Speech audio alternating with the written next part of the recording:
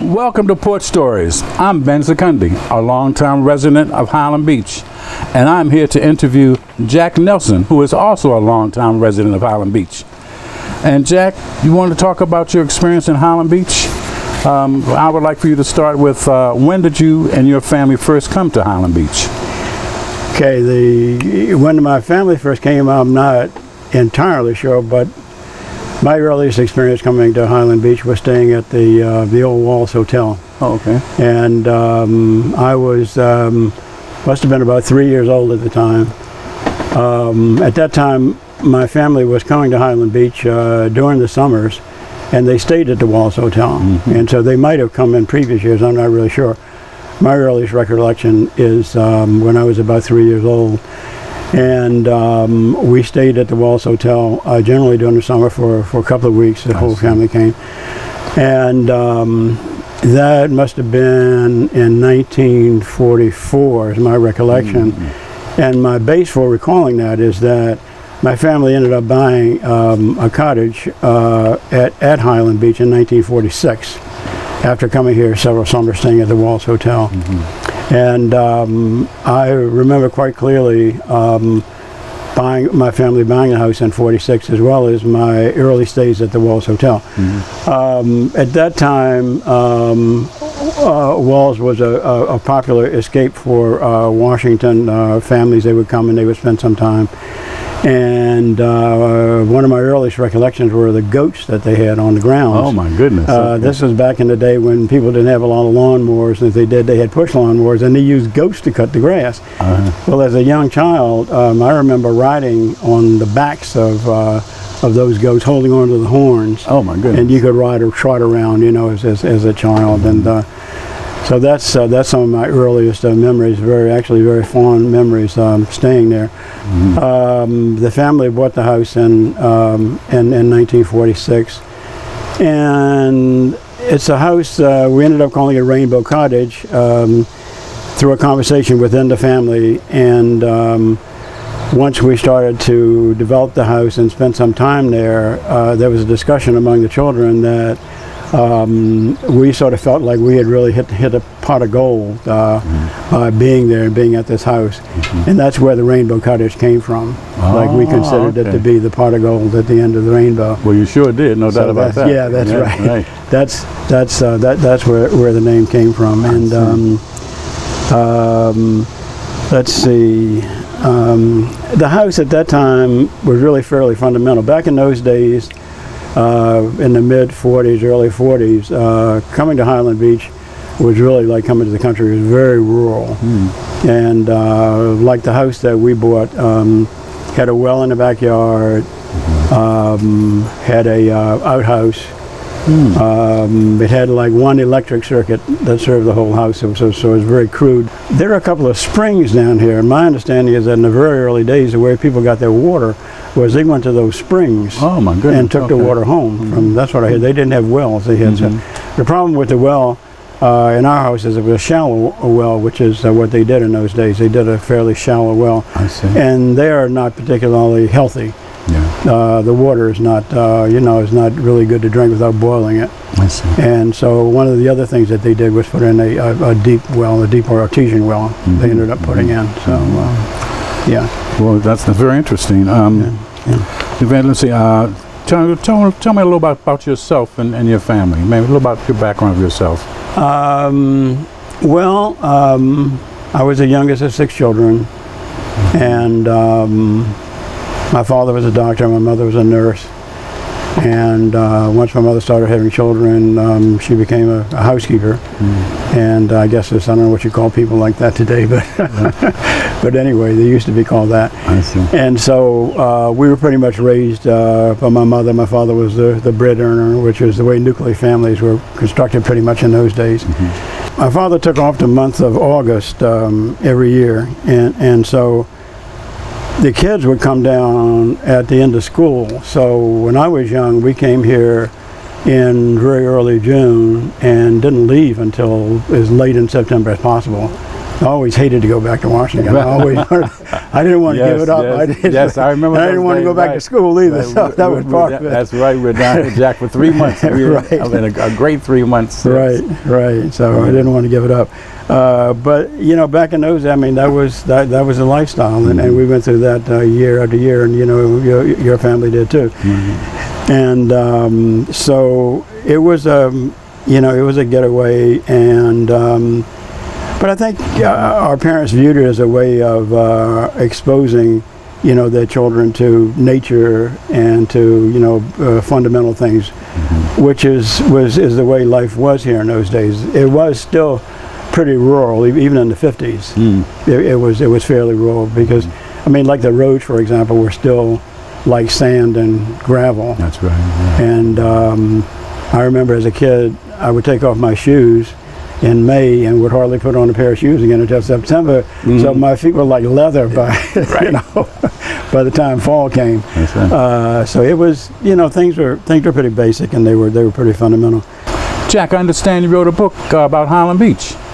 Yeah, that's true. I co-authored the book with Raymond Langston and Margot Dean Penson on the history of Highland Beach. It's titled Highland Beach on the Chesapeake Bay, Maryland's first African-American incorporated town. The book covers the history of Highland Beach from its inception in 1893. The book actually has pictures and discusses a lot of things that I'm going to be talking to you about today. The community had a pavilion, and which was the center of a lot of activities, a lot of fun activities. There used to be a fire pit on the beach. When we were really young, they would do fires, and they would do roast marshmallows and hot dogs, and the older kids would tell ghost stories.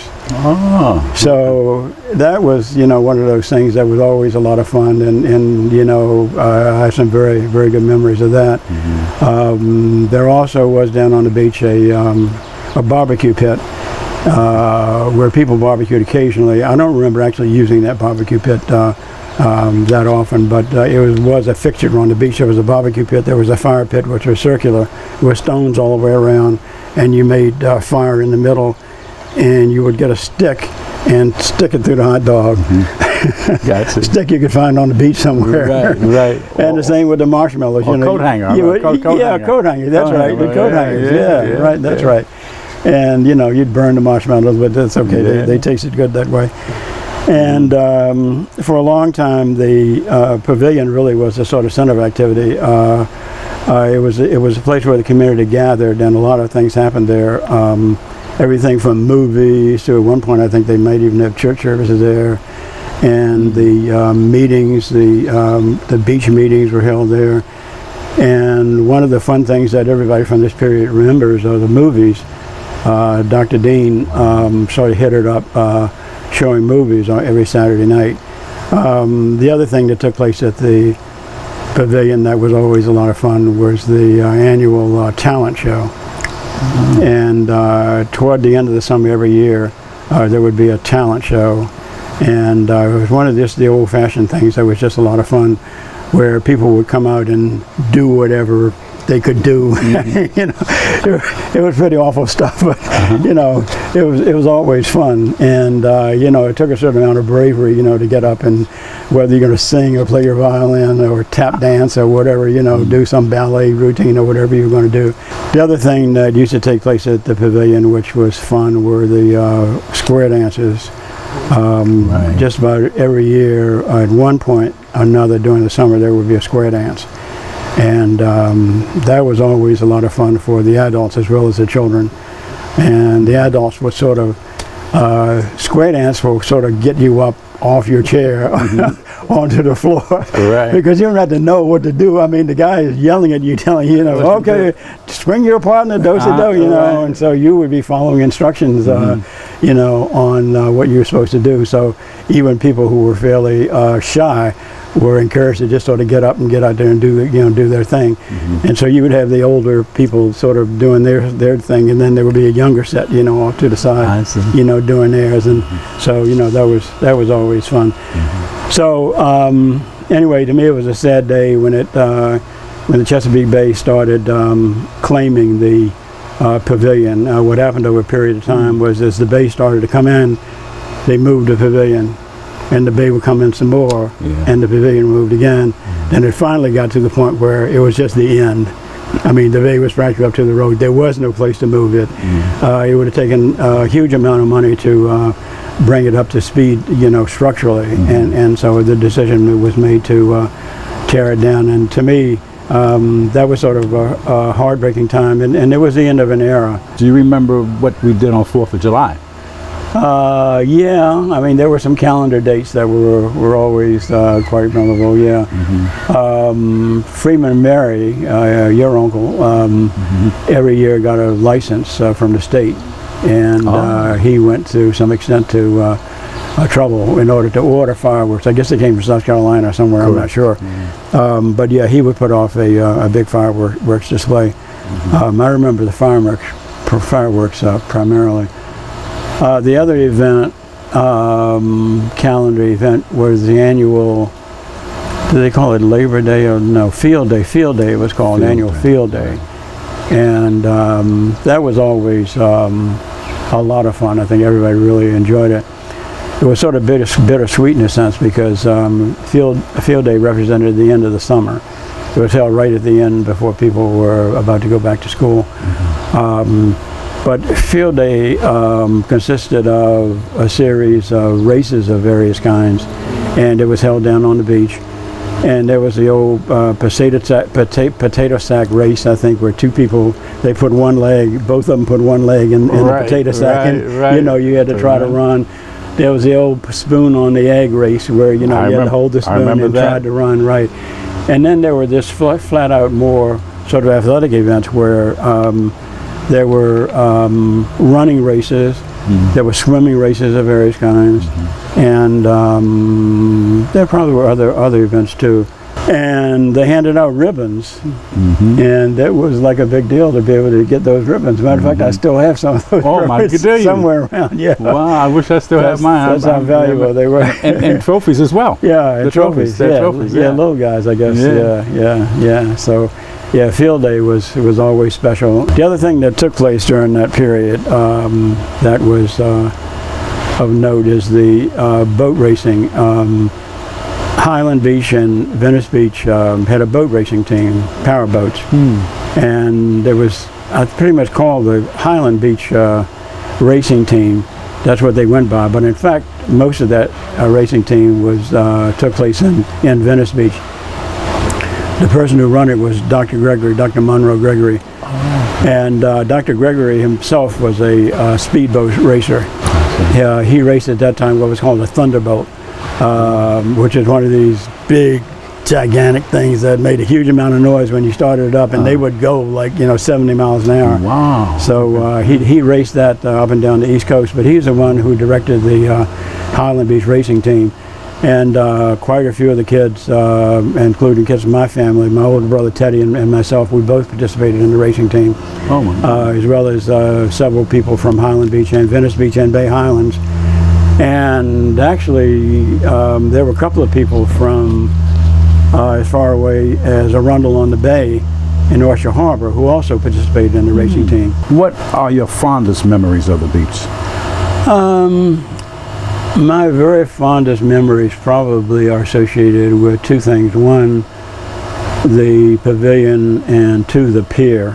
The pier. Or maybe in reverse order. On weekends in particular, we would congregate, particularly the teens would congregate on an end of that pier. I see. And people would be swimming and diving and socializing, and it was a big social spot in the community, that pier.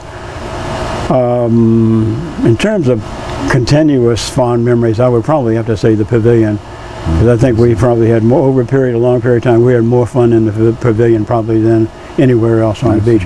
It was a point of congregation that just brought the entire community together. A lot of times people who you never saw, because they didn't particularly come out of their houses that much, you would see them at the pavilion because they would come out to these different events. So it was really like the whole community turning out as one and having fun together. And so it was, to me, that would be my fondest memory. What about this memory of now the snack bar? Yeah. Oh, yeah. That was always an attraction. Yeah. Yeah. Sure. I remember. Yeah. Mr. Walls pretty much ran that, and he fixed fantastic banana splits and Yes, I remember cheeseburgers. that. Yes. I remember my first banana split he fixed. I had enough money to buy one. Yeah. All right. That's right. You had to It's one of them. scrape your coins together. That's right. Right. That's right. Dig deep in the sofa. Try to That's find right. those coins. All right. Yeah, I think yeah. one more question. Yeah. I know the more things change, the more they stay the same. Yeah. So how has the community changed over the years, and how has it remained the same? Yeah. You know, I think the change is probably more prevalent than the same. I think the same is the sense that there's a sort of a magnetic draw about being on the water, about being near the beach. And that's always going to be here. There's always going to be an attraction. But the atmosphere is like totally changed. As I started out saying, back in the 40s and the 50s, I can't speak to the 20s and the 30s, but I assume it's the same. It was really a sort of rural experience when you came here. It was sort of like coming to the country. And being from inner city Washington, D.C., coming down here was like it was a huge change, and a very enjoyable change. It was very different. The difference today is that the atmosphere is like much more suburban than it is country-like. Coming here from Washington, D.C. is really just like going to any other suburban community. You know, with all the luxuries, you know, the air conditioning and, you know, plush houses and, you know, expensive furniture and all the stuff that, you know, people have now. Right. Whereas in those days, I mean, you know, the houses were very simply furnished, and inexpensive furniture, no air conditioning, had fans, and, you know, things were a lot simpler. They've gotten more complicated and more complex. I also think that today you don't have the real sense of community that you had then.